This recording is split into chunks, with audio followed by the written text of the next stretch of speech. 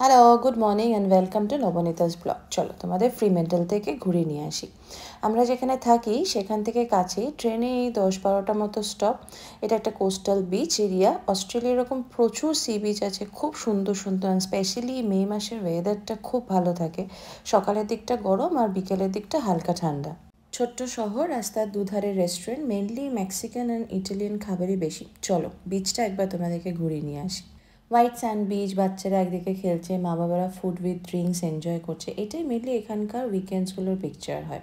অ্যাম্বিয়েন্সটা এত ভালো যে মন ভালো করে দেয়। মানুষের জীবন এখানে ভীষণ শান্ত, they are very much cool and come.